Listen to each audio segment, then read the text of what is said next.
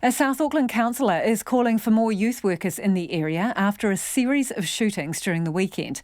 There were 6 gang-related incidents in Otara on Friday and Saturday, 5 of which involved gunshots. No one was injured, but police officers were temporarily armed until this morning as they waited for the dust to settle. Reporter Jean Bell and visual journalist Simon Rogers went out to Otara today and filed this report. The police have been busy carrying out searches, seizing ammunition and other firearms equipment after the weekend's gunshots. But Efeso Collins, Manukau ward representative, thinks there is a better way to address the root problem. He is calling for the return of government-funded youth workers in Auckland, which he says caused gang participation to nosedive.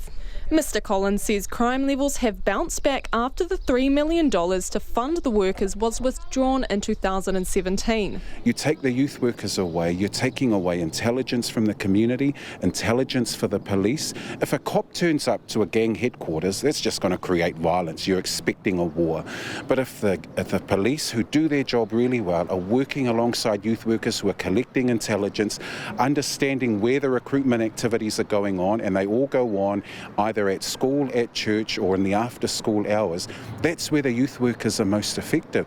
And if we've got them on the streets, on the ground, supporting our young people who are being exposed to all sorts of glamorised violence, then we've got the ability to support them and nurture them through school and through home. We don't have that anymore, and unfortunately this is the result. He says the COVID-19 lockdowns had a silver lining because people were off the streets, but it didn't solve long simmering issues. We had lingering issues prior to COVID-19. We took everyone off the streets, but we didn't take the problems away. And so we've come back out now, we're out of lockdown, and those problems resume. There are gangs who are wanting turf. The Comancheros have been sent back or deported back from Australia, and they've been deported to New Zealand with their issues.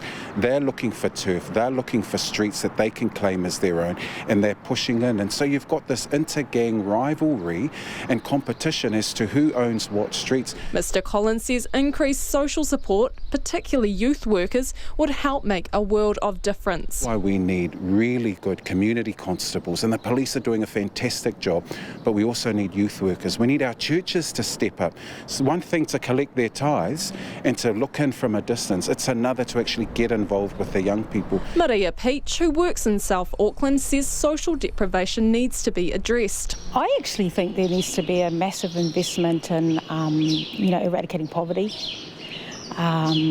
Looking at the way that, our community is exploited in labour and so forth. And I mean, it's at times, I'm 46, and so times have changed over the last 20 years. There used to be a lot of work out there, and now it's so hard for young people to find work. Like one person will be applying for a job, maybe 400 or 500 people will be applying for one job, And so I think if you eradicate poverty, then people aren't going to resort to other means to earn money. Rana Judge, Otara Business Association manager, says the spate of shootings did not help bring people out to the town centre already hit by COVID-19. Due to COVID, our town centre got slowed down. We don't get many customers. Reason is a lot of people lost their jobs, and a lot of people considering for their health as well. And, they're not coming to the town centre what they used to come. Rana Judge had one message for the community: be kind and take care. Mō te hōtaka o te ahi nei, ko Jean Bell tēnei. The Social Development Minister, Carmel Sepuloni, was not available for an interview, but RNZ understands she has sought advice to clarify some of the concerns raised there.